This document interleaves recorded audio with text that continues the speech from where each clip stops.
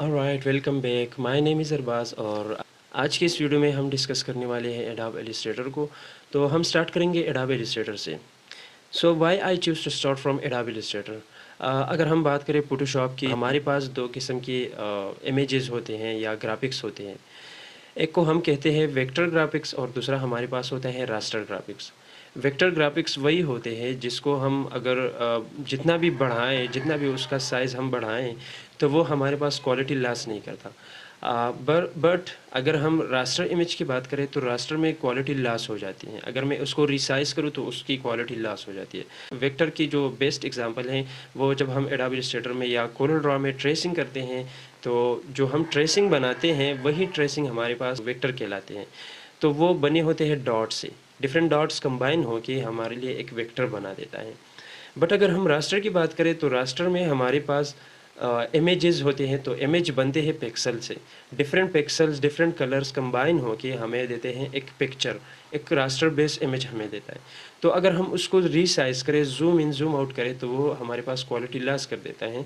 किसी हद तक उसकी क्वालिटी सही रह जाती है, बट उसके बाद फिर हमारे पास क्वालिटी लॉस हो जाती है।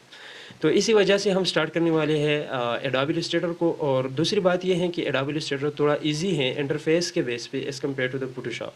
फोटोशॉप में फंक्शनैलिटी थोड़ा ज़्यादा है और वहाँ पे ऑपरेशंस भी हम थोड़ा कम्प्लेक्स करवाते हैं, जिसमें मास्किंग है, डिफरेंट टाइप ऑफ फंक्शनैलिटी है, वहाँ पे हम लेयर्स का बहुत ख्याल रखते हैं। लेकिन एडोब इलस्ट्रेटर में हम लेयर्स को थोड़ा इग्नोर भी कर सकते हैं और सम टाइम हम यूज़ भी करते हैं। और दूसरी बात, एडोब इलस्ट्रेटर अगर आप लोग इसको सीख जाएँ तो ये बहुत ईज़ी है, आप लोग बहुत जल्द सीख सकते हैं इसको। लेकिन अगर हम फोटोशॉप की बात करें तो वो थोड़ा कम्प्लेक्स है, उसको उसको समझना थोड़ा टाइम लेगा आप लोगों से, तो आप लोग जल्दी बोर होके प्रोक्रास्टिनेट करेंगे और उसको छोड़ जाएँगे।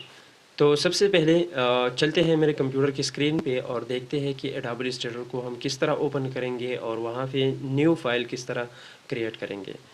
So first of all let me just open adobe Illustrator. और ये मैंने ओपन कर दिया, यहाँ पे पड़ा हुआ है, जिसमें इसको क्लिक करूँ तो ये ओपन हो गया।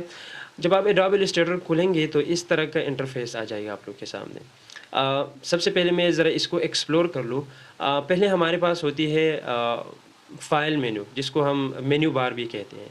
तो सबसे पहले हमारे पास मेन्यू बार होता है जिसमें डिफरेंट टाइप ऑफ मेन्यूज़ होते हैं और उस मेन्यू से रिलेटेड वहाँ पे डिफरेंट ऑपरेशंस होती है। फॉर एग्जांपल अगर हम फ़ाइल के बारे में बात करें, फ़ाइल को मैं ओपन करना चाहता हूँ, सेव करना चाहता हूँ, फ़ाइल के साथ में क्या करना चाहता हूँ, वो सारे ऑपरेशन फ़ाइल में पड़े रहते हैं।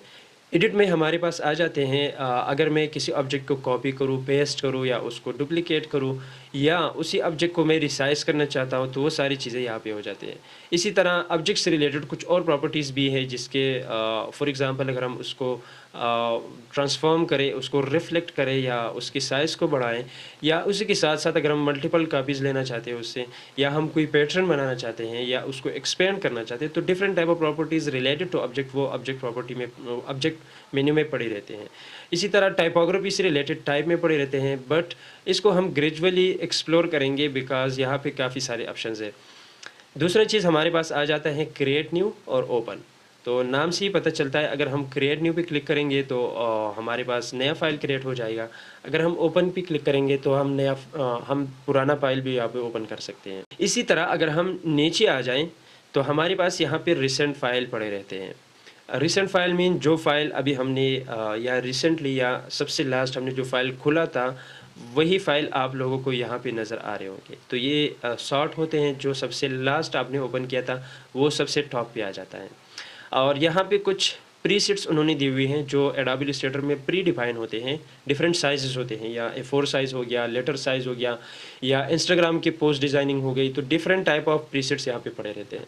तो सबसे पहले मैं चलता हूँ क्रिएट न्यू पे। क्रिएट न्यू पे मैंने क्लिक किया और मेरे पास ये दूसरी विंडो आ गई। तो इस विंडो में सबसे पहले हमारे पास रिसेंट आ जाते हैं, जो मैंने लास्ट यूज़ किए हैं वो सारे यहाँ पे आप लोगों को नज़र आ रहे हैं।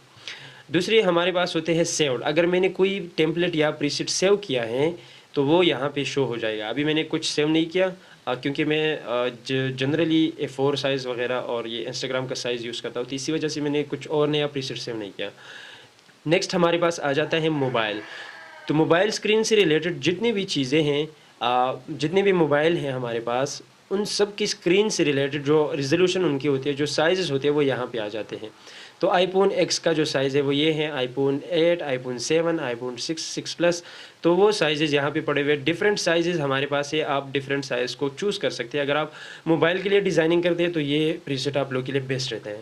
इसी तरह अगर हम नेक्स्ट जाए तो अगर आप वेबसाइट के लिए डिज़ाइनिंग करना चाहते हैं, अगर कोई बंदा आपसे कहता है कि वेबसाइट के लिए इलस्ट्रेशंस चाहिए या वेबसाइट के लिए इन्फोग्राफिक डिज़ाइनिंग चाहिए, तो आप लोग फिर यहाँ से ये प्रीसेट चूज़ करेंगे। आप लोग खुद का भी बना सकते हैं, बट ये उन्होंने बिल्ट इन दी हुई है, तो आप इसको आसानी के साथ चूज़ कर सकते हो विदाउट वेस्टिंग एनी टाइम, तो आप इसको चूज़ कर सकते हैं। नेक्स्ट हमारे पास आ जाता है प्रिंट। तो प्रिंट में प्रिंट से रिलेटेड चीज़ें पड़े होंगे, जिस तरह हमारे पास लेटर साइज़ है, A4 साइज़ है, प्रिंट लार्ज है, लीगल साइज़ है, डिफरेंट टाइप ऑफ पेजेस हमारे पास होते हैं। तो हर एक पेज की अपना अपना एक साइज़ होती है, तो आप यहाँ से वो चूज़ कर सकते हैं। नेक्स्ट हमारे पास फिल्म एंड वीडियोज़ आ जाती हैं। तो अगर आप फॉर एग्ज़ाम्पल अगर आप वीडियो के लिए कुछ डिज़ाइन करना चाहते हैं तो वो यहाँ पे पड़ा रहता है। फॉर एग्ज़ाम्पल आप वीडियो के लिए बनाना चाहते हैं कुछ एनिमेशन सी वीडियो, तो वो यहाँ पे पड़े रहते हैं। और सबसे लास्ट में हमारे पास आ जाता है आर्ट एंड इलस्ट्रेशन। अगर आप कोई पोस्टर वगैरह बनाना चाहते हैं या कोई इलस्ट्रेशंस बनाना चाहते हैं, डिजिटल आर्ट जिसे हम कहते हैं, तो आप यहाँ से चूज़ कर सकते हैं। फ़िलहाल मैं इसको यूज़ नहीं करना चाहता। राइट साइड पे आ जाते हैं। तो राइट साइड पे सबसे पहला प्रीसेट डिटेल में सबसे पहला आ जाता है अपने फ़ाइल का नाम चूज़ कर ले। तो मैं यहाँ पे दे देता हूँ क्लास 1।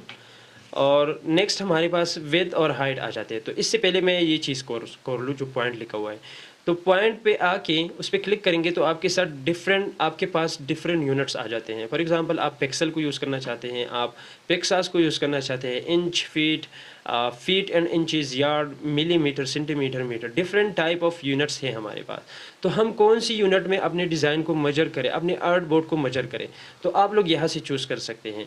तो जब आप स्क्रीन के लिए डिज़ाइनिंग करते हैं तो आपने पिक्सल, पॉइंट या पिक्सा, इन तीनों में से किसी एक को चूज़ करना है। अगर आप प्रिंट मीडिया के लिए डिज़ाइनिंग करते हैं तो inch, feet and inch, yard, millimetre, फिर हम ये जो हमारे पास इंचेस के नीचे सारी यूनिट्स हैं हम इसको यूज़ करते हैं। तो मैं यहाँ से चूज़ करता हूँ इंचेस, और यहाँ पे आप अपना साइज़ डिफ़ाइन करें इंचेस में। तो मैं फ़िलहाल विड्थ दे देता हूँ 8 इंच और हाइट में दे देता हूँ 11 इंच। ठीक है, सॉरी, हाँ 11 इंच। तो अब यहाँ से आप लोग इसकी ओरिएंटेशन चेंज कर सकते हैं। फॉर एग्ज़ाम्पल अगर मैं आप लोग को दिखाऊँ, अगर आप ओरिएंटेशन को लैंडस्केप करके जो अभी जो है तो वो इस तरह आ जाएगा। हम पेपर पे इस तरह डिज़ाइनिंग करेंगे। फॉर एग्ज़ाम्पल अगर आप उसको पोर्ट्रेट में लेके जाएंगे तो ये इस तरह आ जाएगा।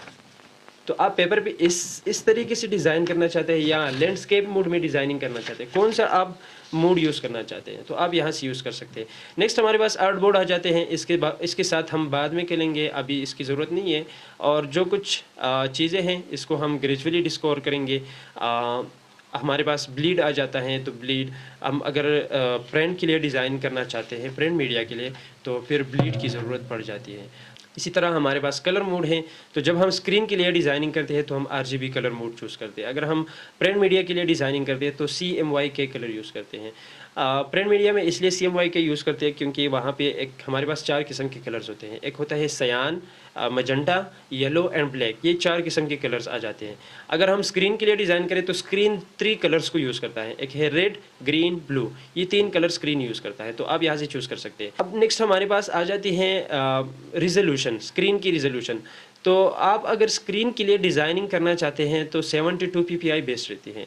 अगर आप प्रिंट के लिए डिज़ाइन करना चाहते हैं तो मैं प्रेफर करूँगा कि आप सबसे हाई में रखें। लेकिन यहाँ पे एक बात है, अगर आप इसको बढ़ाएंगे तो फ़ाइल का साइज़ भी बढ़ेगा। क्वालिटी बढ़ती है तो फ़ाइल का साइज़ ऑब्वियसली बढ़ेगा। तो आप लोगों ने इसका भी ख्याल रखना है। अगर आप किसी क्लाइंट को वो फ़ाइल फिर सेंड करना चाहते हैं और इंटरनेट की इशू है तो फिर आपके लिए वो डिफ़िकल्ट हो जाता है। तो ये चीज़ आप थोड़े ध्यान से चूज़ करें। कुछ और सेटिंग है, एडवांस में भी है, मोर सेटिंग में भी है। इंशाल्लाह नेक्स्ट वीडियो में इसको कवर करेंगे। फ़िलहाल के लिए इतना ही काफ़ी था और मिलते हैं नेक्स्ट वीडियो में इंशाल्लाह। अल्लाह हाफिज़।